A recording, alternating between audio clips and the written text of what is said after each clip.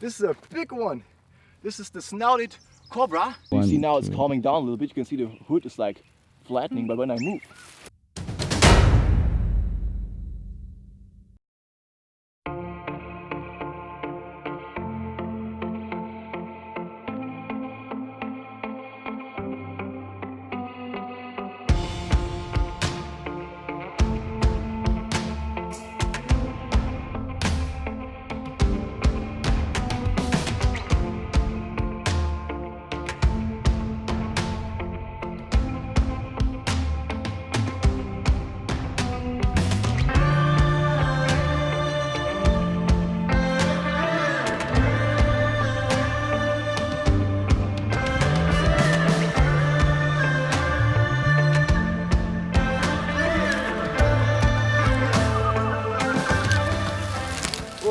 whoa, a Snouted Cobra. Check this out.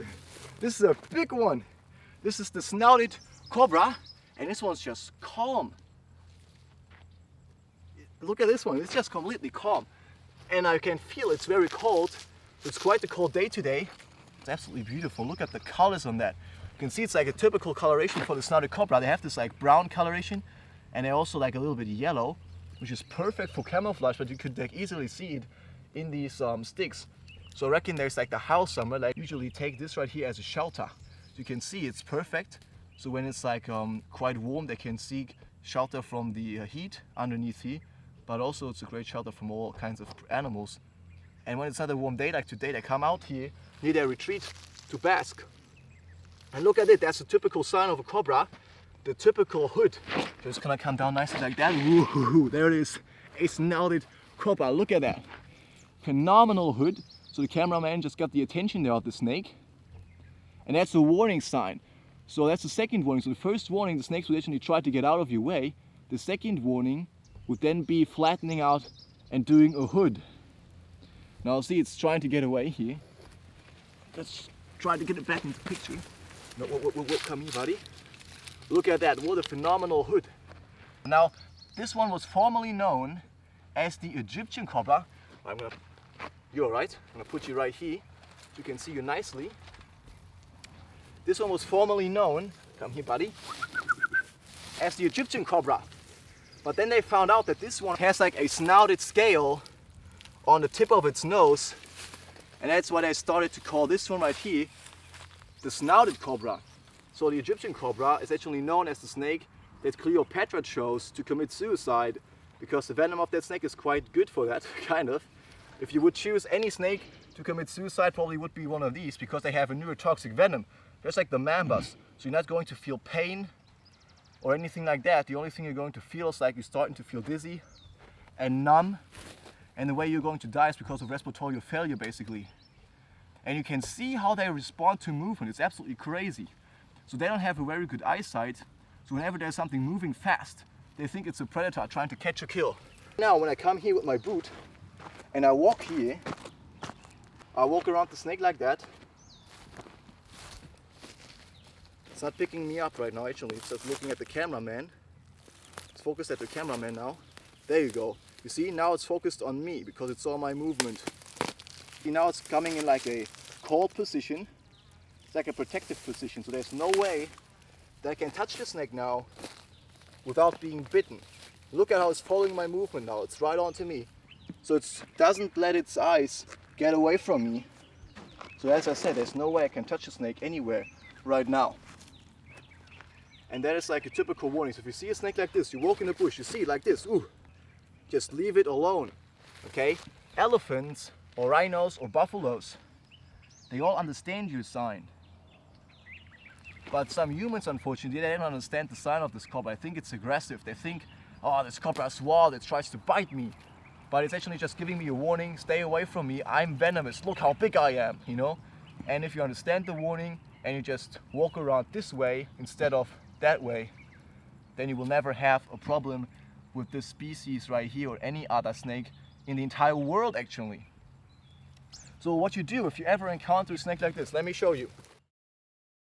My name is Lars, aka LB, and I have a very important message to all of my viewers. I am a reptile expert, venomous snake handler, and I'm a trained professional. Still, I'm far from being safe. When dealing with wild animals, anything can happen at any time. I urge all of my viewers to never try to approach or handle any potentially dangerous wildlife. Please don't copy or reenact anything you see here on LBwildlife. So I want to get its attention here so I can show it.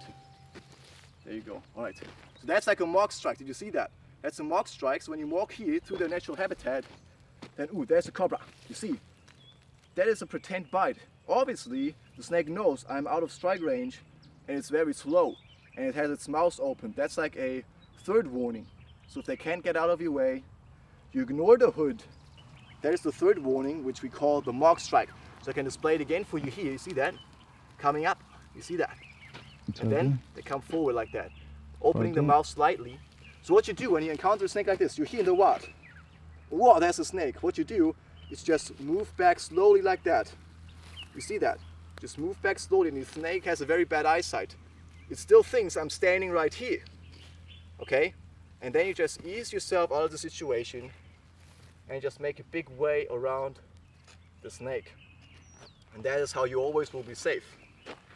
And even if that does not work, so if still the mark strike is not enough to keep predators at bay, what they then can do is actually play dead.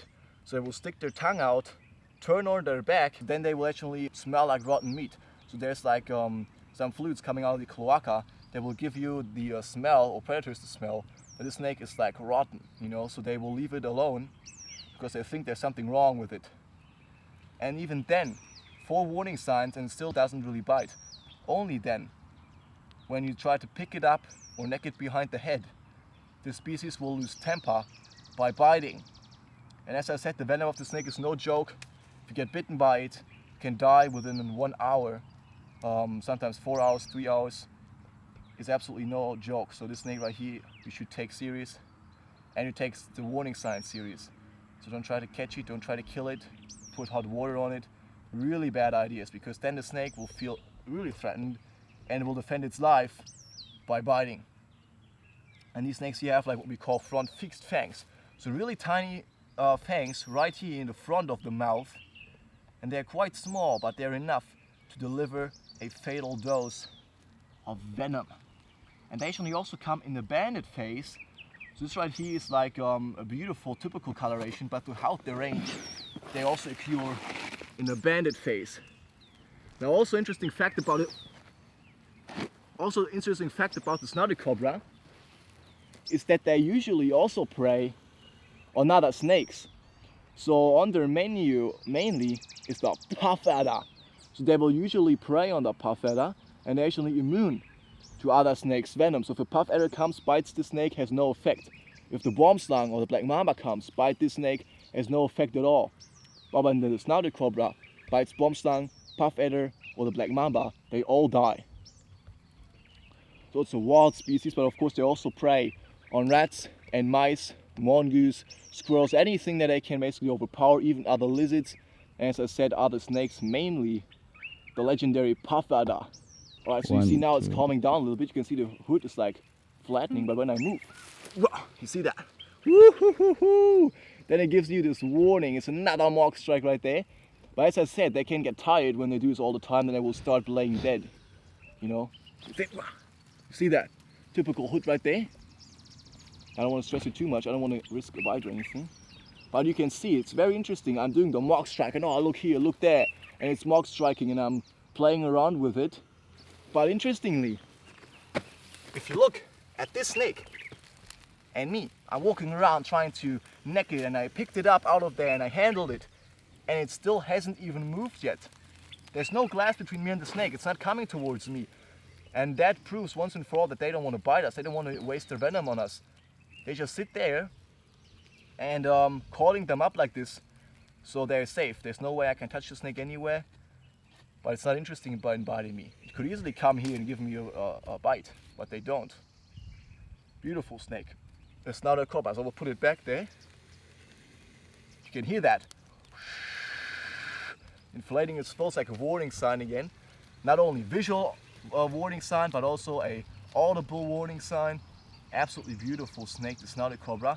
And you can see slowly, it was just here a couple of minutes ago, now it's moving away from me. Very slowly trying to seek shelter back there. And the first chance that I will give the snake to get away from me, it will. And it will take off and go off on its way in here in the bush. So I try to put it back where it was. Come on, buddy. You're alright. I see you're a big snake. I see you're a big snake. Come here. Yeah. Come there. Good.